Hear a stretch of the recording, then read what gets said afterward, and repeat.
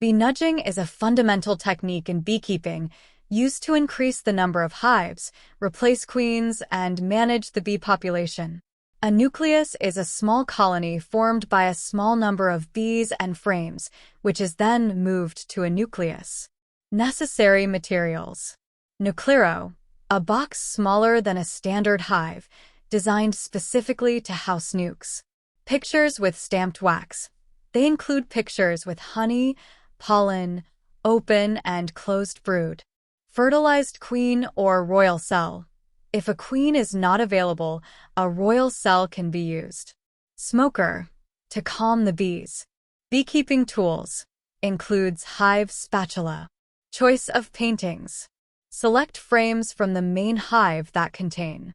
Breeding, includes both closed, operculated, breeding and open breeding, larvae and eggs. Honey and pollen, they will provide immediate food to the bees in the nucleus. Worker bees. Be sure to include enough nurse bees, which are responsible for caring for the brood. Frame transfer. Place the selected boxes in the core. A typical core may consist of 3 to 5 frames. Make sure the frames are securely fastened and in the correct position within the core. Regular inspection of the core is an essential practice to ensure the health and productivity of the colony. This process allows you to identify problems temporarily and take the necessary measures to maintain the situation in optimal conditions. Choose a warm and sunny day for the review, when the trees are most active outside of the heap, collecting snow and pollen. Avoid cold, windy, or rainy days. Use the spatula to gently separate the squares, starting at one of the ends to facilitate access. Remove a square one at a time, holding it firmly and avoiding sudden movements. Regular inspection of the nursery boxes in a heap is essential for the effective handling and health of the bee colony. The nursery cards are a 20-year-old at the general level of the nucleus and can reveal a great deal of information about well-being, from the health of the queen until the presence of illnesses or plagues. A good breeding stock should be uniform and dense, with layers of eggs, larvae, and pupae arranged continuously and compactly.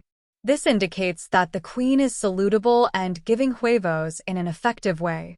Dispersed areas with many vacant spaces can be a sign of trouble, like a failed or sick queen. During each inspection, it is important to verify the presence of eggs, larvae, and pupas at different stages of development. Observing the colors is particularly crucial, as it indicates that the queen has been active recently, for the last 3 days. Observing the queen directly can provide tracks about her health. You have to be active and move around the table, looking for empty spaces to find something. A queen with a lethargic or physically damaged appearance may not be able to fulfill her role in an appropriate manner. One of the main tricks for filling is the varroa destructor mite. These parasites can be observed attached to the trees or in the bedrooms. Your presence must be monitored regularly and controlled through appropriate treatment. It is fundamental to ensure that the trees have sufficient access to reserves of honey and pollen. Honey provides energy, while pollen is essential for the production of blood. The failure of these courses can lead to a reduction in the population of children and health problems. The general behavior of the bees in the painting can offer many clues. Active bees busy working indicate a healthy hive. On the contrary, lethargic bees or high mortality in the box can be signs of serious problems. Bee temperament is also a useful indicator. An unusually aggressive core may be defending its territory due to internal problems such as lack of food or the presence of disease. Rodrigo Gonzalez, Director of Apiculture Without Borders, recommends that you carefully and regularly observe the breeding patterns is essential for the effective management of the nuclei. By paying attention to these key aspects, beekeepers can detect problems early and take corrective measures to ensure the health and productivity of their beekeepers. Prevention and constant monitoring are the best tools to maintain successful and sustainable beekeeping.